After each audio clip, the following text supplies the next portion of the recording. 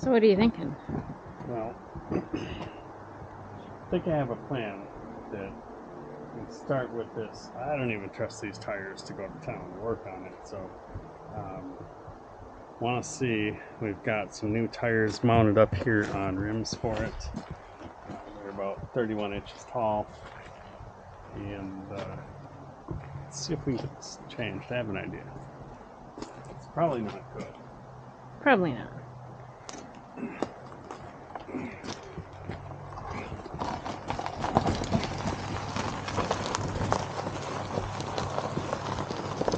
Well, it's currently decently balanced, huh?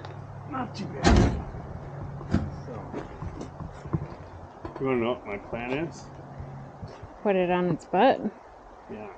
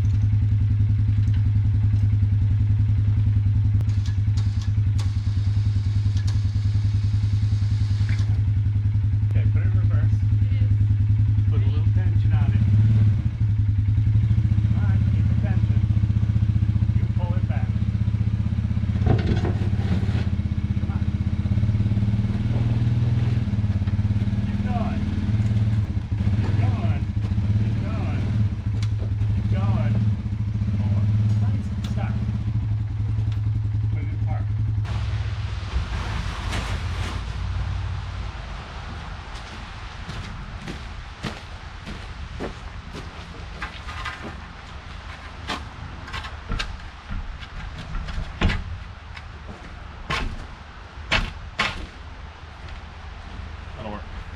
Okay.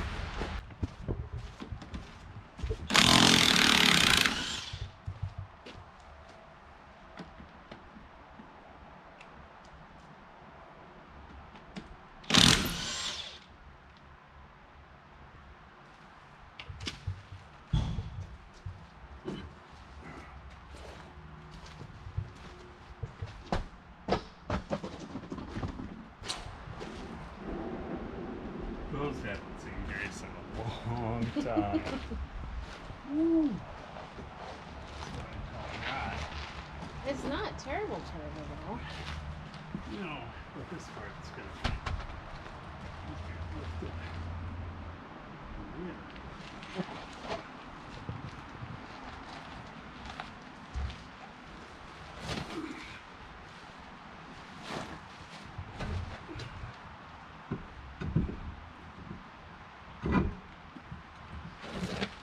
Oh, look at that. It's gonna look cool. Like it's supposed to be that way. Just like it is. So now we'll take the axle out, we'll flip it upside down, and we'll put new U-bolts on it. And we'll give it a proper lift. You don't reuse U-bolts ever. So this is the best way to get U-bolts on. Because that way you're never tempted to reuse them.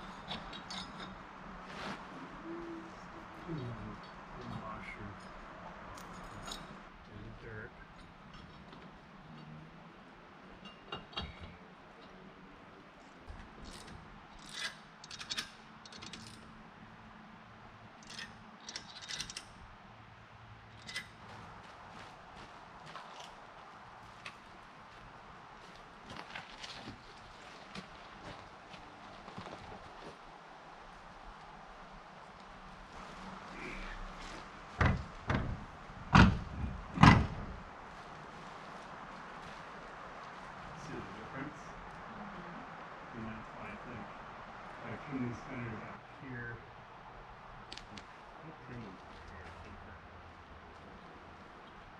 And you'll just start it and put it in drive.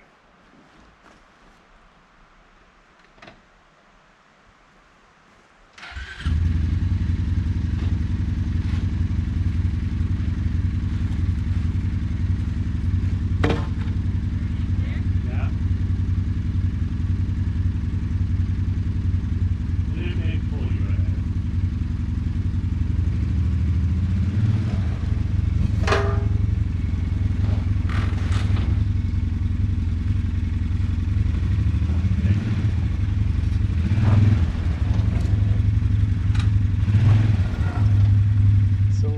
We went ahead and we did the lift to put the tires on it, but as I did that, and as anyone should, you really need to look at the hubs and bearings.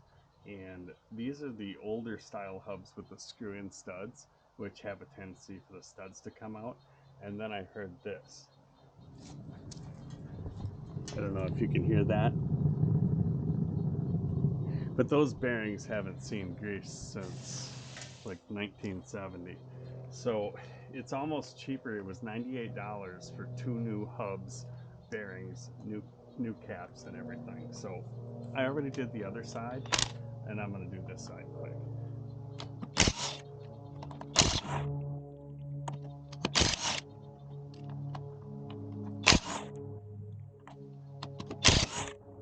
Well, it does spin fairly freely.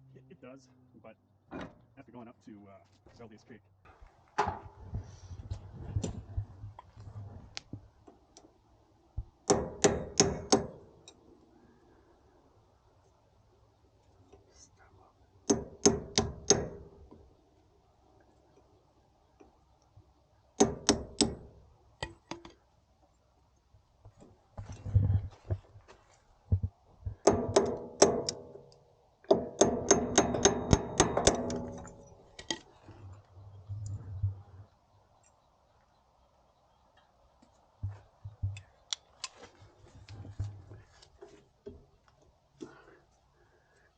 side. Oh, this one's been a little bit too sharp. Only had one side. Now we will reuse the nut, and there should be a washer behind it. Those will get reused.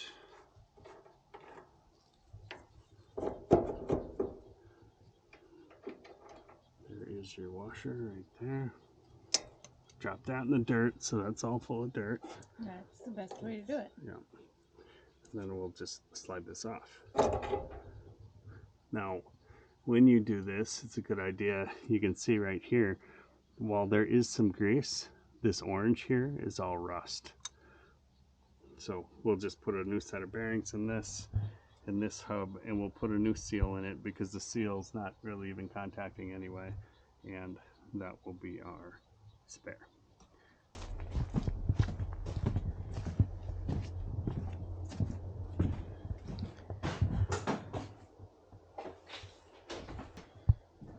So I have already packed the wheel bearings.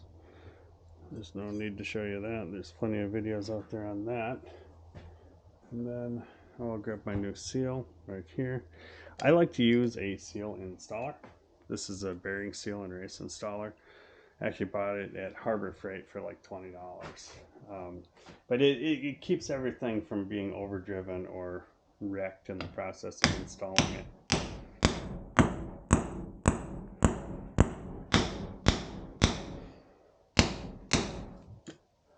There we go, nice and flush. Flip it over. Okay, so I'll put a good amount of grease inside. That way as it warms up, they'll be kind of self-lubricating.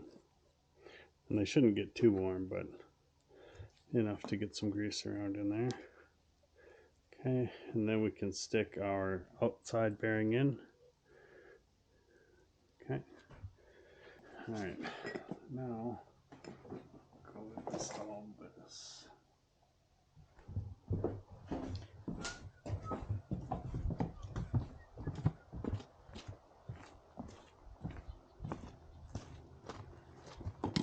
Oopsies.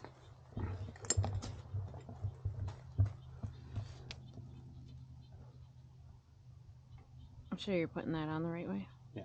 Okay. There. Goes over the hub nice and tight.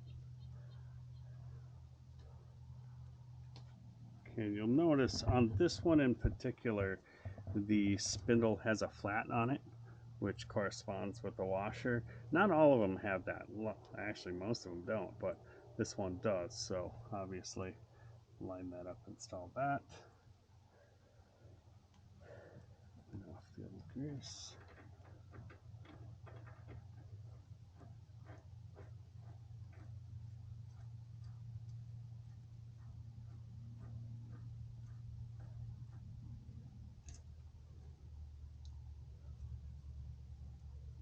These are going to kind of wear in.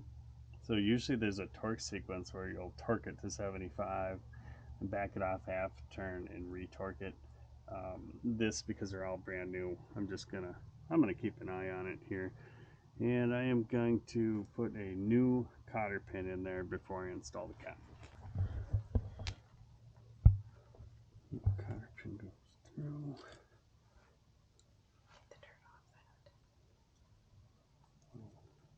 Dirt on there. I should have said something.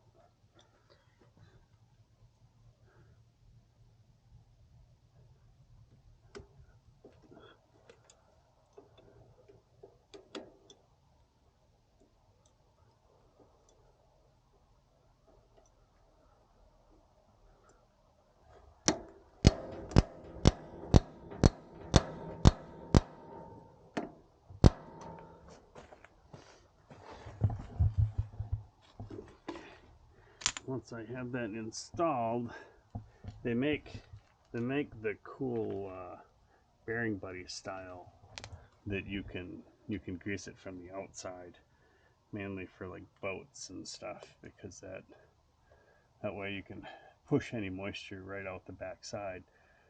These aren't quite that style, but I fill these caps with grease anyhow, and then install your plug.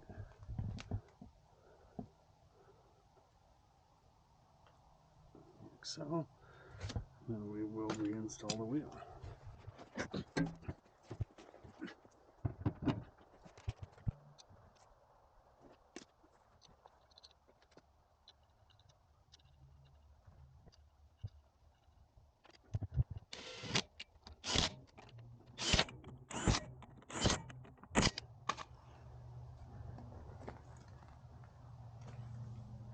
Nice and quiet now.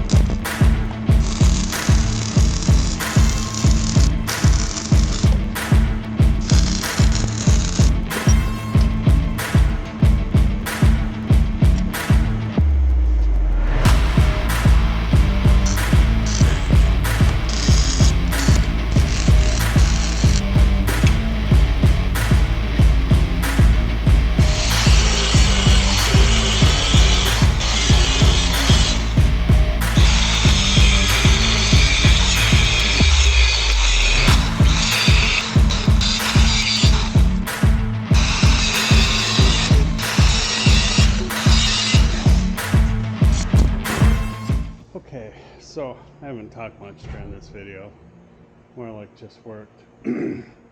But I'm just about done with what I'm going to do for today. However, I can't leave this raw metal. I need to take this back home because this is actually where I work. So I'm going to try something a little different. I don't know if you've ever seen this, but steel it 316 stainless in a can. So all I'm going to be able to do is this front side because I need to get that protected for the next step. But we have extended the hitch 30 inches. We have dropped the hitch 6 inches to kind of make up for the lift. Installed a new jack and a new hitch. The other hitch was broken. And cut a bunch of extra junk off it and worked on paint stripping the fenders. So I got quite a bit more work to do, but this is a pretty good first day. So let's get some paint on it quick and I'll show you the super cool part next.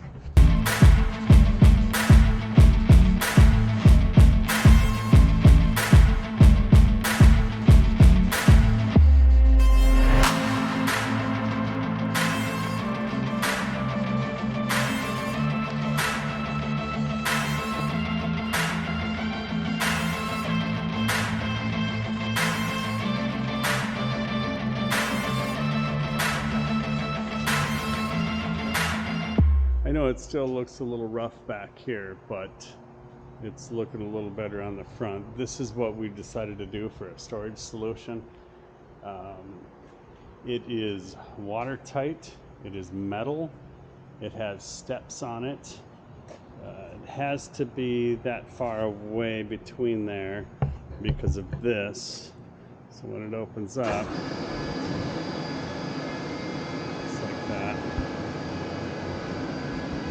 Should be plenty of room for generator, water, all kinds of stuff. And you'll be able to easily climb right up on top to set up the camper. So that's going to be it. This is going to be our first installment of the adventure trailer build from Alaska Cut the Cord. I hope you enjoyed it, and I'll probably be back to work on it next weekend.